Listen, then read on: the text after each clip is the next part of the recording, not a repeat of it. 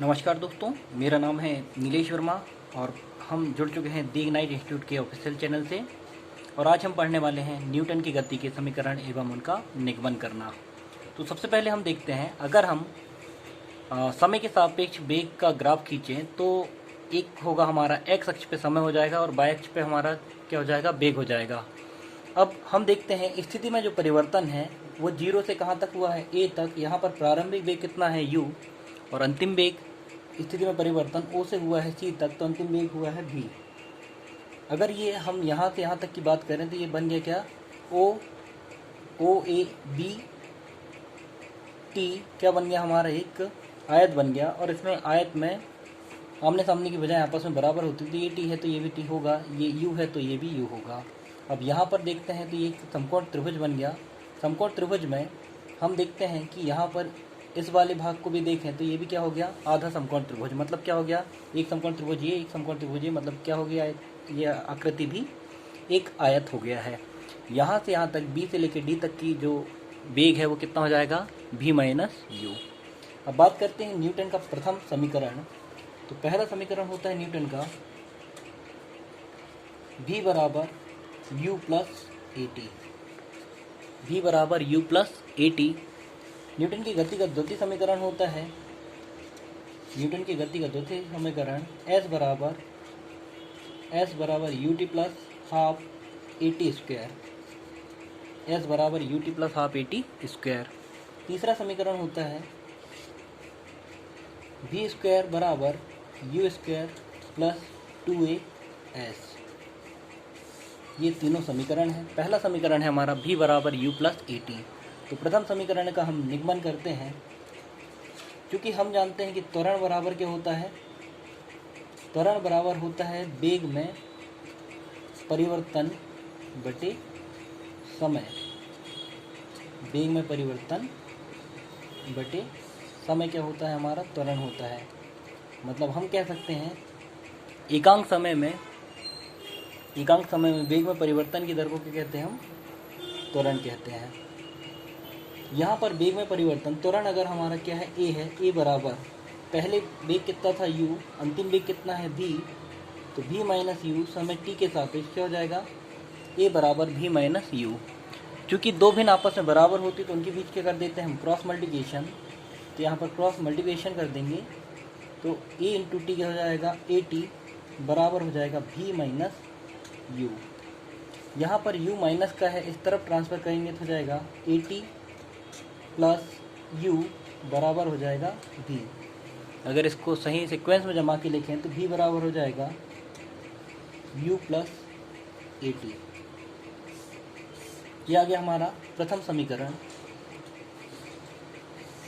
ये आ गया हमारा प्रथम समीकरण। दूसरे समीकरण के निगमन के लिए हम देखते हैं, अगर हम यहाँ पर s की बात करें, अगर हमारा s क्या है, विस्थापन है। तो पूरा क्षेत्र जिसको कवर किया है, कण है जिसने क्या किया है, t समय में u वेग से क्या है गति किया है, तो वो गया है o से लेके a तक, फिर गया है o से लेके c तक।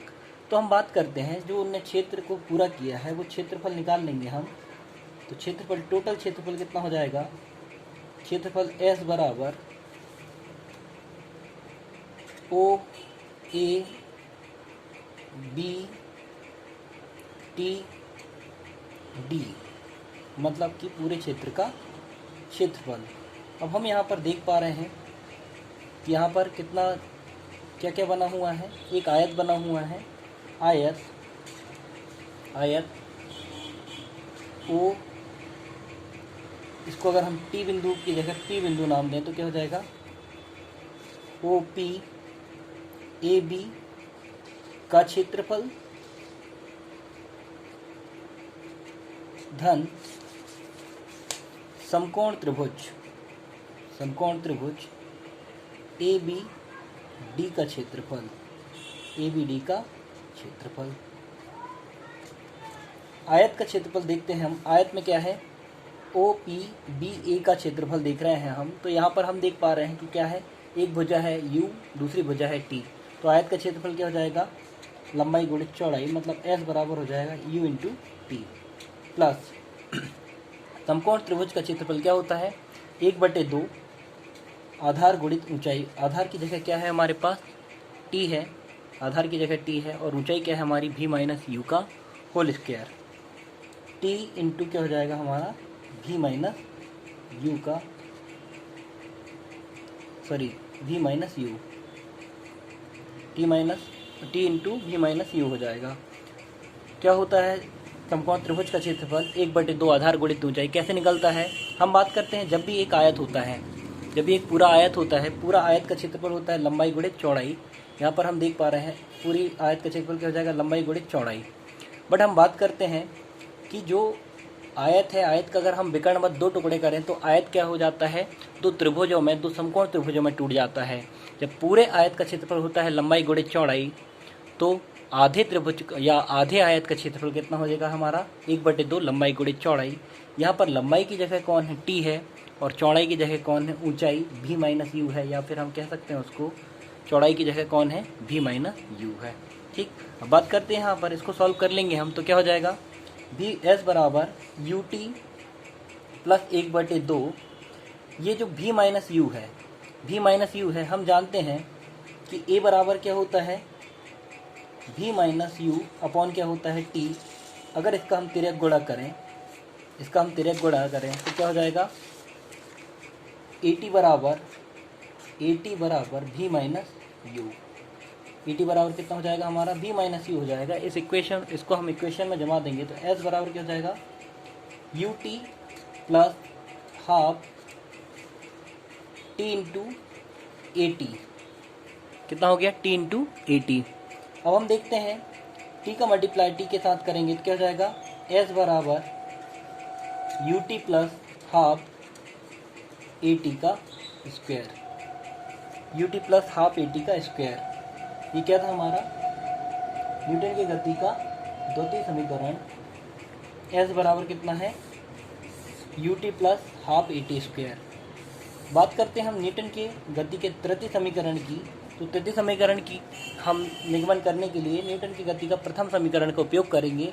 हम जानते हैं कि v बराबर कितना होता है हमारा, v बराबर u प्लस ए टी, मतलब अंतिम वेग बराबर होता है प्रारंभिक वेग धन त्वरण का समय के सापेक्ष गुणा। ठीक, त्वरण का समय से गुणा।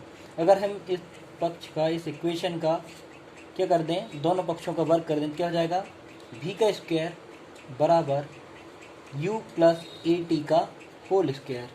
क्योंकि हम जानते हैं कि a प्लस बी का होल स्क्वायर होता है a square plus b square plus 2ab, मतलब a स्क्वायर मतलब u का स्क्वायर प्लस b स्क्वायर मतलब हो जाएगा a का स्क्वायर इंटू टी का स्क्वायर प्लस 2uat। कितना हो जाएगा, 2uat। अब हम इसमें बात करें तो यहाँ पर 80 कॉमन है। अगर हम यहाँ पर वैल्यू रखना चाहें, अगर हम इसके वैल्यू देखना चाहें तो कॉमन क्या निकल रहा है, 80 कॉमन निकल रहा है। अगर यहाँ पर 2 को देखें तो यहाँ पर 2 नहीं है, तो 2 को कॉमन निकालने के लिए हमको क्या करना पड़ेगा, 2 से भाग देना पड़ेगा, और 2 से ही क्या करना पड़ेगा, गुणा करना पड़ेगा। क्योंकि हम जानते हैं कि हर एक संख्या के गुणा में, भाग में और घात में क्या होता है, एक होता है मौजूद पर हमें दिखाई नहीं देता, मतलब वो अंडरस्टैंडिंग होता है कि एक मौजूद होता है गुणा, भाग और घात में। तो यहाँ पर हम क्या करेंगे, अगर 2 से 2 को काटेंगे तो क्या आया, 1, और 1 कोई अंतर नहीं ला रहा है। अब हम देखते हैं v स्क्वायर बराबर हो जाएगा, v स्क्वायर बराबर u स्क्वायर प्लस 280 कॉमन निकाल लिए हमने, तो अंदर बचेगा 280 को कॉमन निकाल लिए तो अंदर बचेगा, अंदर बचा हमारे पास, यहाँ से बचा 2a को कॉमन निकालें तो अंदर क्या बचेगा, सिर्फ 2a को कॉमन निकालें तो अंदर बचेगा ut बचा इस पक्ष में, और इस पक्ष में बचेगा ut प्लस 1/2 a टी का स्क्वायर। क्योंकि हम जानते हैं न्यूटन की गति के द्वितीय समीकरण से क्या होता है, इसका मान, s का मान होता है ut plus half a T square. क्योंकि हम अब कह सकते हैं v स्क्वायर बराबर u के स्क्वायर प्लस 2as, जो कि हमारा क्या है, न्यूटन का तृतीय समीकरण। दोस्तों, आया समझ में आप सभी को, ऐसी मेरी उम्मीद है, और आगे भी आप ऐसे ही जुड़े रहें। और हम बहुत सारा पढ़ने वाले हैं, मैथ, रीजनिंग और साइंस में फिजिक्स पढ़ने वाले हैं। वीडियो अच्छा लगे तो अपने दोस्तों के साथ शेयर करें, सब चैनल को सब्सक्राइब करें और ऐसे ही अपना प्यार बनाए रखें। धन्यवाद।